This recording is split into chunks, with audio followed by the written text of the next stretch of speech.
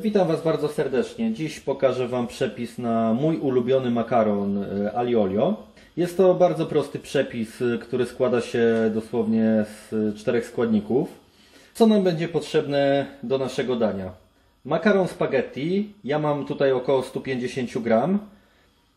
Jedna papryczka chili, ja używam całej, natomiast jak ktoś lubi mniej ostre, polecam użyć połowę. Pietruszka, 3 ząbki czosnku, około 3 łyżek oliwy z oliwek extra virgin oraz sól i pieprz do smaku.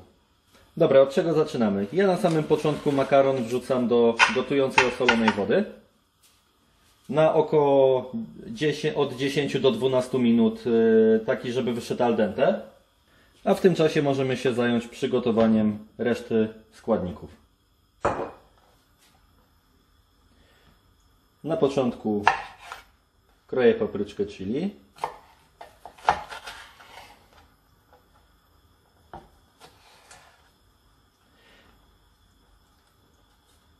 Środek wyciągam.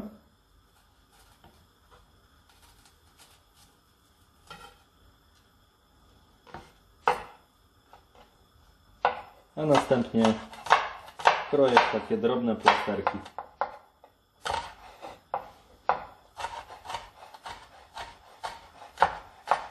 Ja osobiście w papryce lubię, kiedy zostaje nam nieco pestek, ponieważ lubię bardzo ostre danie. Ok, po papryce siekamy pietruszkę.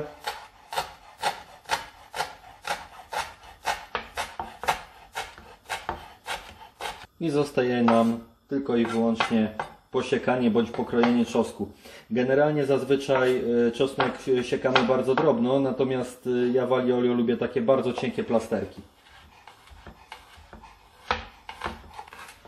Powiem Wam, że za każdym razem, kiedy jesteśmy we Włoszech, pierwsze danie jakie zamawiam jest to właśnie ten makaron. Czosnek od razu możemy zmieszać razem z papryczką chili, natomiast pietruszkę odkładamy na bok i czekamy, aż nasz makaron się zagotuje. Co ważne, na zimną patelnię wlewamy około 3 łyżek oliwy.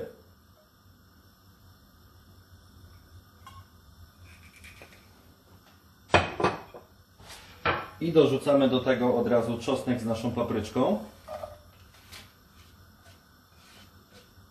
Włączamy mały ogień i nie będziemy tego smażyć. Zależy nam na tym, żeby się to podgrzało i żeby nasze składniki oddały aromat oliwie. Kiedy nasza oliwa nabrała już aromatu, przekładam do niej makaron.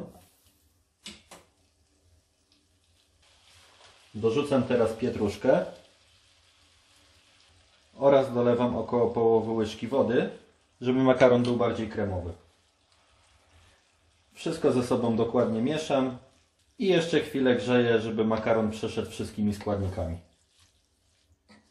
Oczywiście wszystko na bardzo małym ogniu. Dosalam trochę makaron do smaku i po 4 minutach wykładam na talerz. Na sam koniec posypuję z wierzchu świeżo zmielonym pieprzem